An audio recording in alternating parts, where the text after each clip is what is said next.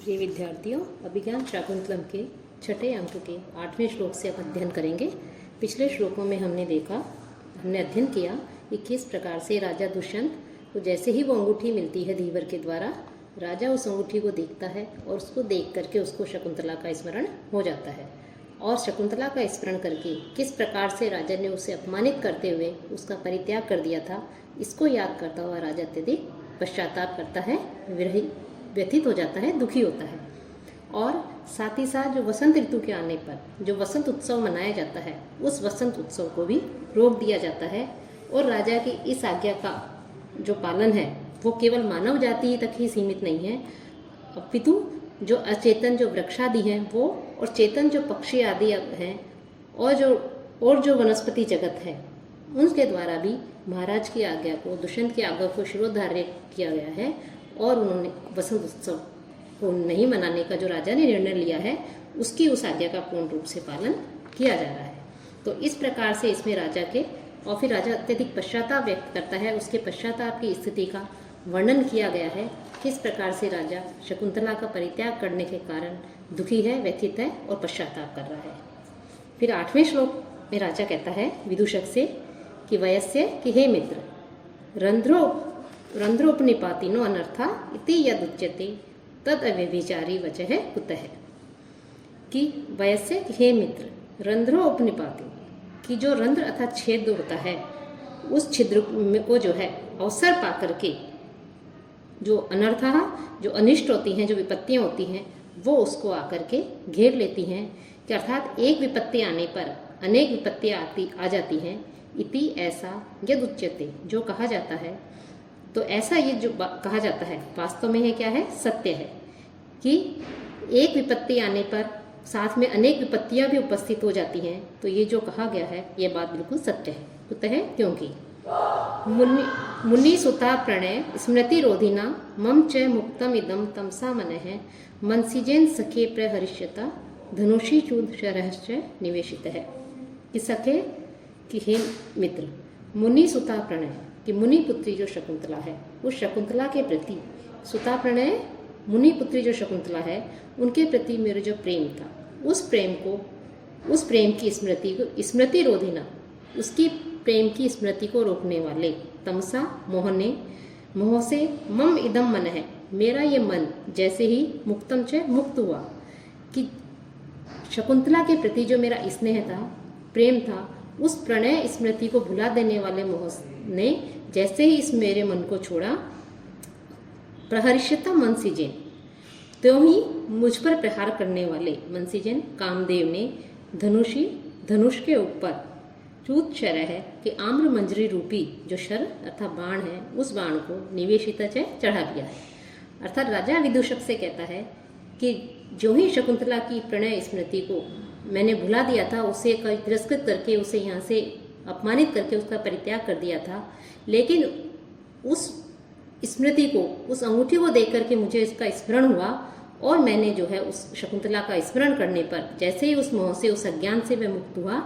त्यों ही ये जो कामदेव है, इसने भी मुझ पर प्रहार करने के लिए अपने धनुष पर आम्र मंजरी का जो बाण है वो चढ़ा दिया है। अर्थात कि अभी अपनी प्रिया जो शकुंतला है उसको भुला देने वाले मोह से मैं मुक्त भी नहीं हो पाया था, कि कामदेव जो है वो भी आम्र मंजरी का बाण चढ़ा करके आप पहुँचे हैं। और कि एक तरफ तो प्रिया के वियोग रूपी विपत्ति उपस्थित हो गई है मेरे सामने, शकुंतला के विरह की, उसके वियोग की विपत्ति है, और दूसरी ओर ये वसंत समय आ गया है, कि वसंत काल आ गया है, और वसंत के आ जाने पर मैं अत्यधिक और भी दुखी महसूस कर रहा हूँ, क्योंकि यह जो वसंत काल होता है यह विरह को और भी उद्दीप्त करने वाला माना गया है। और शास्त्रों में वियोगियों के लिए वस्तुतः इस काल को जो है उद्दीप्त करने वाला, प्रेम को उद्दीप्त करने वाला माना गया है। तो राजा कह रहे हैं कि जो ये कहा जाता है कि विपत्तियां जो हैं वो अवसर पाकर, छिद्र पाकर घेर लेती हैं, अर्थात एक विपत्ति आने पर अनेक विपत्तियां आ जाती हैं, तो ये वास्तव में सत्य बात है। तब जो विदूषक होता है वो कहता है कि आप रुकिए, कि मैं काष्ठदंड से कामदेव का जो बाण है, उस बाण को जो है क्या करता हूँ, मैं नष्ट करता हूँ। कामदेव के बाण को मैं नष्ट करता हूँ, यह कहकर के दंड उठा करके आम्र मंजरी को गिराना चाहता है। फिर राजा हंस करके कहता है कि मैंने जो है तुम्हारा ब्रह्म तेज देख लिया है, कि बहुतु दृष्टम ब्रह्म वर्चस्व, कि मैंने तुम्हारा जो है ब्रह्म वर्चस्व है, ब्रह्म तेज है, उसको देख लिया है। तो मुझे ऐसा स्थान बताओ कि जहाँ मैं बैठ करके अपनी जो प्रिया है, जो शकुंतला है, उसका अनुकरण करने वाली लताओं के ऊपर दृष्टि लगा करके नेत्रों को लगाऊं और अपने नेत्रों को आनंदित करूं। तब विदूषक कहता है, ननु आसन परिचारिका चतुरिका भवता संतिष्ठा, कि आपने ही आप आसन आपके पास में ही स्थित जो दासी थी चतुरिका, उसको आपने आदेश दिया था कि माधवी मंडपम इमाम वेलाम अतिवाहिष्य, कि ये जो माधवी लता का जो मंडप है, इस मंडप में मैं अपना समय व्यतीत करूंगा और तुम तत्र वहीं पर मैं मेरे द्वारा बनाए गए चित्रफलकम गताम, कि जो चित्रफलक है उस चित्रफलक पर अब स्वयं हस्त लिखिता, अपने हाथों से बनाया गया जो तत्र भवत्या शकुंतला, कि जो शकुंतला है, माननीय सम्माननीय जो शकुंतला है, उनके जो चित्र बनाया हुआ है उसको प्रतिकृति, उसके चित्र को लेकर के आने थी, उसके चित्र को लेकर के आना, कि आपने जो दासी चतुरिका है उसको आदेश दिया है कि आप इस समय लता माधवी लता मंडप जो है वहाँ पर अपना समय व्यतीत करेंगे और वहीं पर जो शकुंतला का चित्र बनाया है आपने, उस चित्र को लेकर के आप वहाँ पर आना।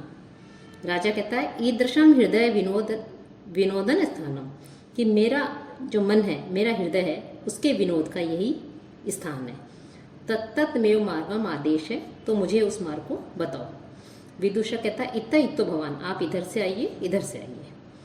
दोनों घूमते हैं और सानुमति जो छुप करके उनकी बात को सुन रही होती है वो भी उनका अनुगमन करती है, पीछे पीछे जाती है। फिर विदूषक कहता है कि ये जो माधवी लता का मंडप है, यह लता का मंडप, इसमें लताओं के ऊपर जो पुष्प विकसित हैं, फूल विकसित हैं, उन फूलों के द्वारा मानो हमारा स्वागत किया जा रहा है, हमें यहाँ पर बुलाया जा रहा है। और मणि में जो शिलापट है, उस शिलापट से अलंकृत है ये लता मंडप, और ये लता मंडप मानो हमें हमारा स्वागत कर रहा है, हमें बुला रहा है। तो आइए हम इस लता मंडप में प्रवेश करते हैं। दोनों उस लता मंडप में प्रवेश करते हैं। तो सानुमति ये सब घटना देख रही होती है, तो सानुमति कहती है, लता संश्रिता दश्यामी तावत सख्या प्रतिकृति, तो मैं लता का सहारा लेकर के अपनी सखी का, जो सखी है, उसका चित्र देखूंगी। अर्थात लता की ओट में वो छुप जाती है कि इसका सहारा लेकर के यहाँ छुप करके अब जो शकुंतला का चित्र जो बनाया है राजा ने और वो जो मंगवाया जा रहा है, उस चित्र को देखूंगी। ततः अस्या भर्तृ मुखम अनुरागम निवेदयिष्यामि, और तब उसके चित्र को देख करके मैं जब यहाँ से वापस जाऊंगी तो उस शकुंतला के प्रति जो उसके पति का प्रेम है, उस प्रेम के बारे में मैं उसे बताऊंगी। ऐसा कह करके वो वहीं पर स्थित हो जाती है, खड़ी हो जाती है। राजा कहता है, सखे कि हे मित्र, सर्वम इदानीम स्मरामि शकुंतलायाः प्रथम वृत्तांतम, कि शकुंतला का जो संपूर्ण जो प्रथम वृत्तांत है, जो घटना है, वो अब मैं स्मरण कर रहा हूँ। अर्थात मुझे सारी घटनाएं अब याद आ रही हैं कि किस प्रकार से महर्षि कर्ण के आश्रम में मैं शकुंतला से मिला था और वहाँ पर उसके ऊपर आसक्त होकर के वो भी मेरे ऊपर अनुरक्त थी, मैं भी उसके प्रति आसक्त था और हम दोनों ने गांधर्व विवाह किया था। और कथितवान अस्मि भवते च, और आपसे भी मैंने उस समय ये कहा था कि शकुंतला का संपूर्ण प्रथम व्रता जो उससे मिलने की जो घटना है, उस सबका मुझे स्मरण हो रहा है और आपसे भी कोई भी मैंने संकेत दिया था, बताया था कि किस प्रकार से मैं उसके ऊपर आ सकूँ। स भगवान प्रत्यादेश वेलायाम मत समीपगतो न आसीत। अब राजा विदूषक को कह रहे हैं कि जब शकुंतला को शारंगराव, शारद्वत और गोतनी यहाँ लेकर के आए थे